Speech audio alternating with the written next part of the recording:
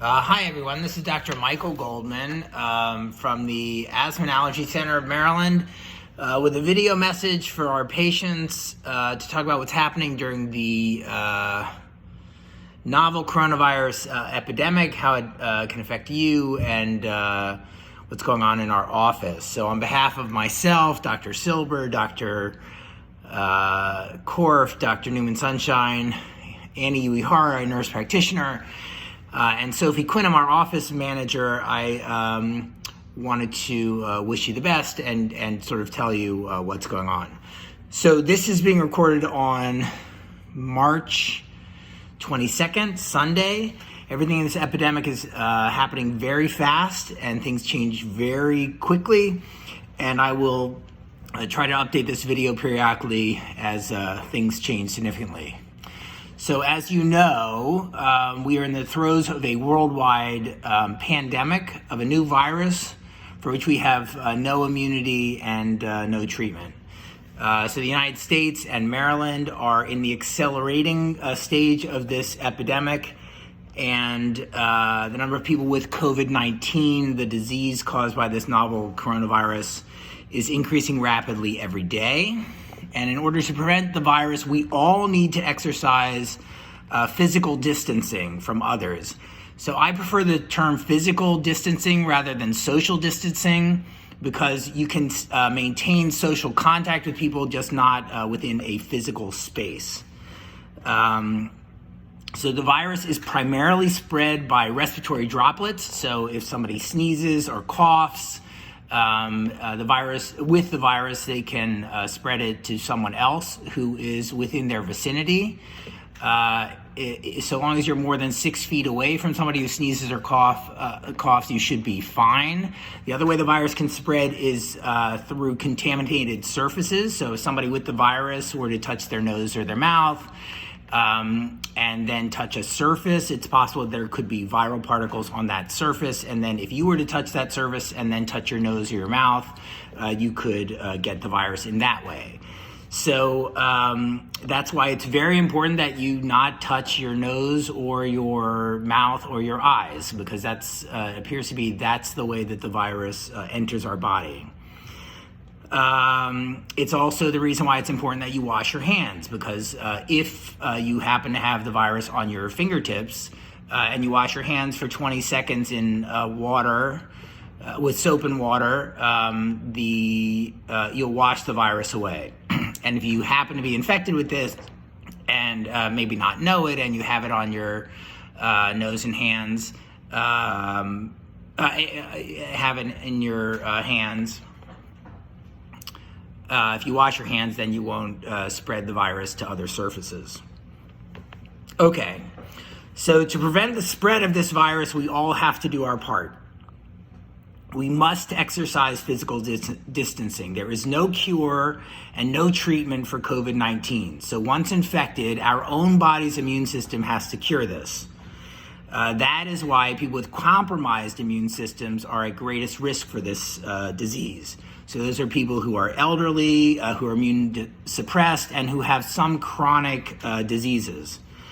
Fortunately, children are very unlikely to have severe COVID-19 disease, but they can act as vectors to spread the disease to others. And schools have been closed in Maryland and other states around the country, basically to prevent children from being the reservoir for spreading the disease to more at-risk populations. So how are we at the Allergy and Asthma Center responding to this virus? So first, by physical distancing. So we have stopped seeing all patients in the office, and we've stopped shots temporarily to prevent the spread of COVID-19 between patients, family members who might be waiting with the patients, and our staff. Our providers and most of our staff are no longer in the office for the same reason. We will, however, be providing care for our patients. We've established telemedicine procedures, and we are open for telemedicine appointments. If you'd like an appointment, I encourage you to go to our website and schedule it yourself. We are operating a very limited staff and encourage we encourage you to use the patient portal as much as possible rather than call the office to keep the phones available for more urgent matters.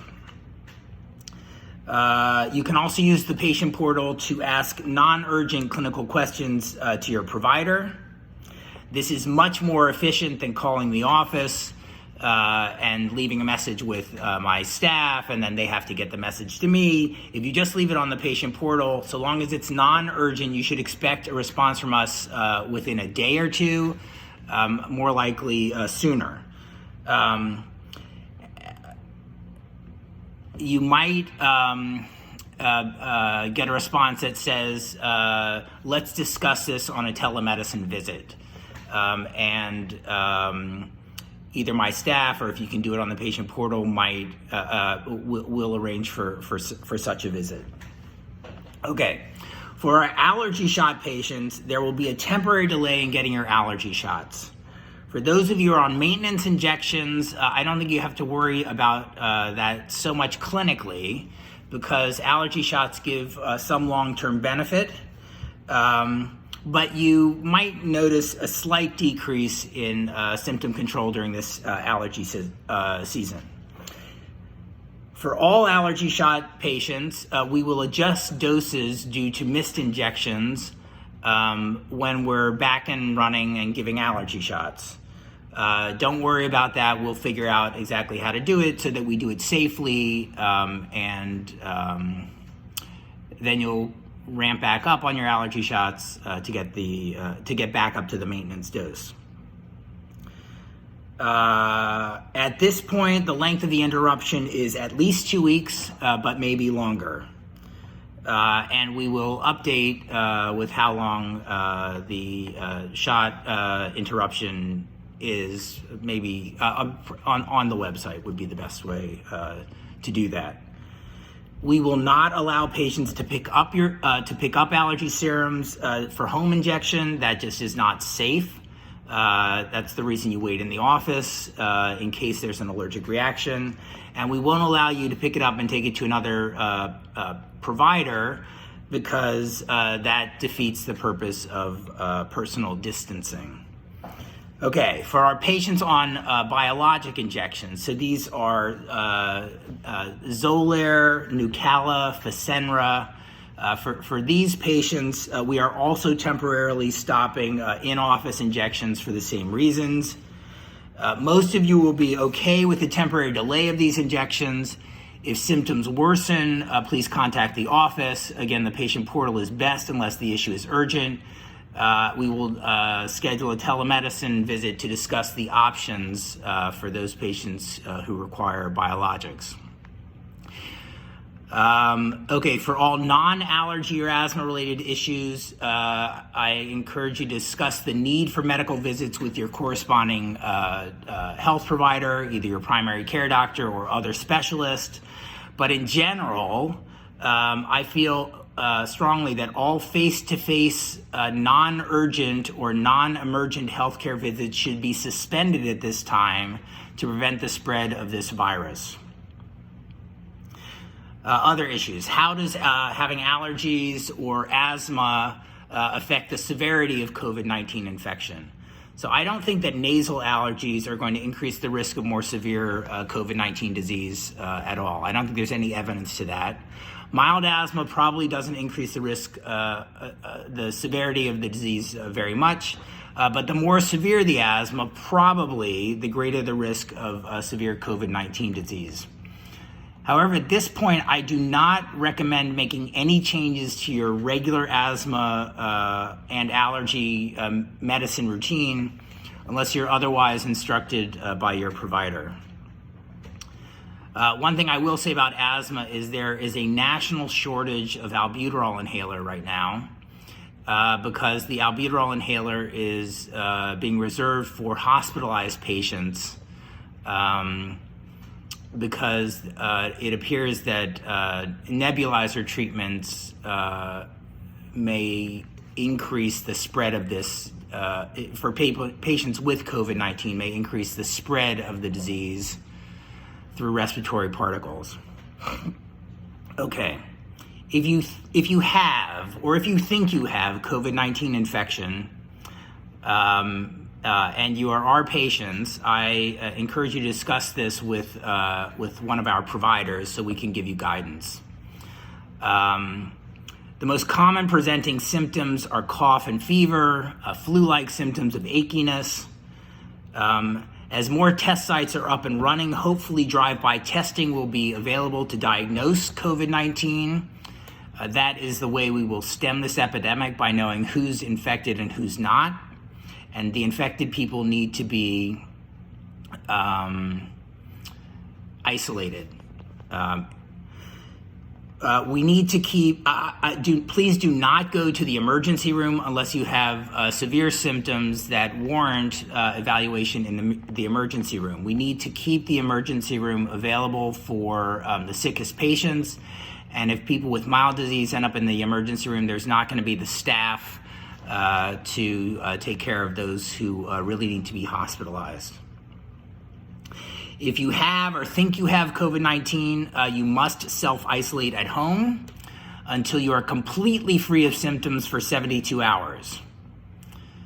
This could be up to 2 weeks. If you've had close exposure to someone with COVID-19, you should also self-isolate for 14 days. So what does close exposure mean? Well, close exposure means that you've been within 6 feet of someone who has COVID-19 or you think probably has COVID-19 infection, and you've been within 6 feet for more than a prolonged period of time. So they don't define what a prolonged period of time is, but my guess is it would be like sitting in an airplane or in a waiting area for like half an hour or something like that.